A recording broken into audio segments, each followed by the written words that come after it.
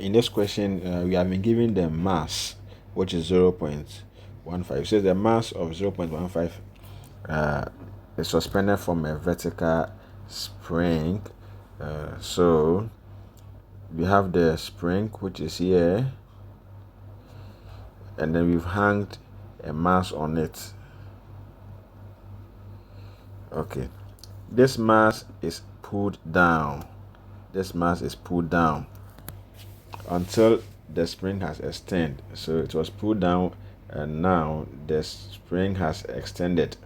So this is the mass, which is 0.15, and now it has extended by value of 12 centimeters, which is the same as 0.12 meters. Very important. Always make sure that the units are consistent.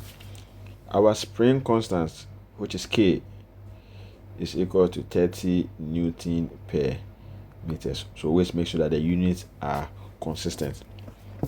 What is the magnitude of the initial acceleration of the spring when it is released?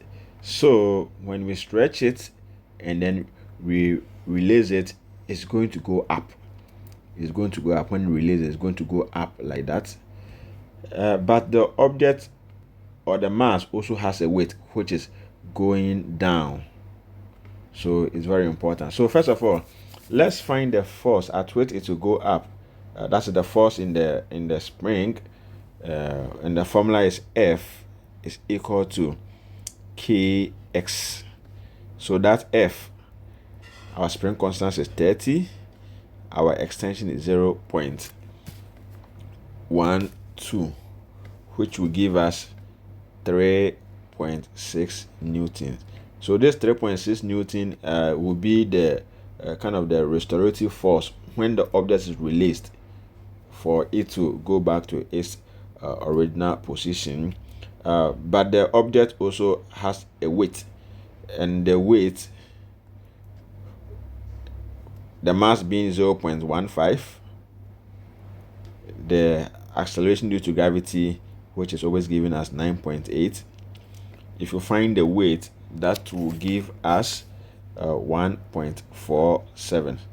So which means our resultant force will be the force that will to make the object go up because of the spring, but that force must overcome the weight of the object as well. So therefore, our resultant force, F net, must be equal to this force in the spring, which is 3.6, minus the weight, which is going down. So that is why it is minus 1.47.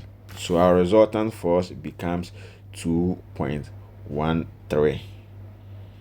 Good.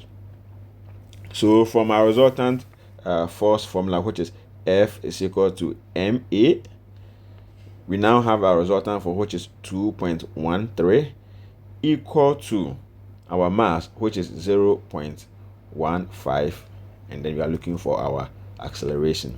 So therefore our A is equal to 2.13 over 0.15, which will give us 14.2 meters per second square. So therefore our answer is A.